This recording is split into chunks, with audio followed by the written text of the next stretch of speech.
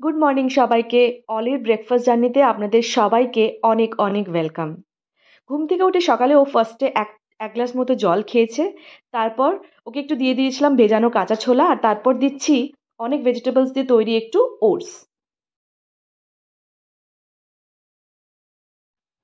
আমার মেয়ের ওটসটা পছন্দ হয়নি, কিন্তু আমিও ছাড়ার পাত্রী নই। আমি ভাবলাম ওর যেটা ফেভারিট, ও ঘি আর বাটার ভীষণ পছন্দ করে, তাই আমি বললাম তোকে যদি একটু ঘি দিয়ে দিই ওতে খাবি কি? ও বলল হ্যাঁ। ঠিক আছে, তাই আমি ওকে দিয়ে ঘিটা দেওয়া করালাম যাতে করে ওর ইন্টারেস্টটা আসে।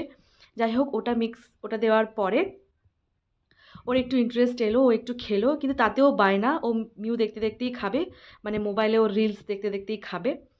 যাই হোক, ওকে আমি ঘিটা দিয়ে মিক্স করে দিলাম। দেখতেই পাচ্ছেন, একটু হলেও ইন্টারেস্ট এসেছে এখন। খাবো না ওটা। না, আমার ওটা ভালো লাগবে না।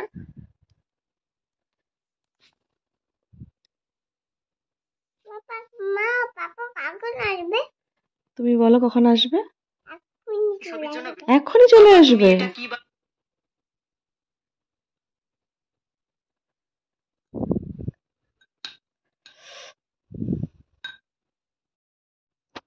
ঘি তো দিলাম, কিন্তু তাও শেষ রক্ষা হলো না।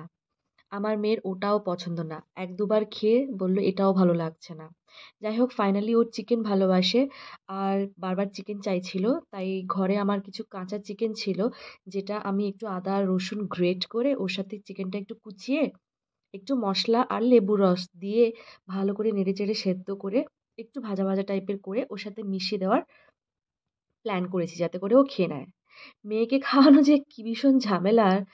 আর বিশেষ করে মানে ও যেটা কোনটা পছন্দ করবে বা ওকে সমস্ত রকম খাবারের সাথে ইউজ টু করানো, এই যে ভীষণ একটা গুরুদায়িত্ব, এইটা ইজ ভেরি টাফ সিচুয়েশন। তো যাই হোক, মা হয়েছি যখন করতে তো হবেই। আম, এর আগে কোনো ঝামেলা ছিল না। ২ বছর ২-২.৫ বছর আমার মেয়ে আমার শাশুড়ি মায়ের কাছেই বড় হয়েছে, শাশুড়ি মা আর শাশুড়ি মায়ের কাছেই বড় হয়েছে। কিন্তু এখন আমি অন্য জায়গায় এসেছি, অন্য আম, দেশে এসেছি, এখানে সবটাই নিজের হাতে করতে হবে। ফাইনালি আমার মেয়ে এটা খেয়ে নিচ্ছে, আর এর থেকে খুশির ব্যাপার আর আমার কাছে কিছু হতে পারে না। যাই হোক, আপনাদের সাথে দেখা হবে আবার নেক্সট অ্যাক্টিভ ব্লগে। এখনকার জন্য টাটা।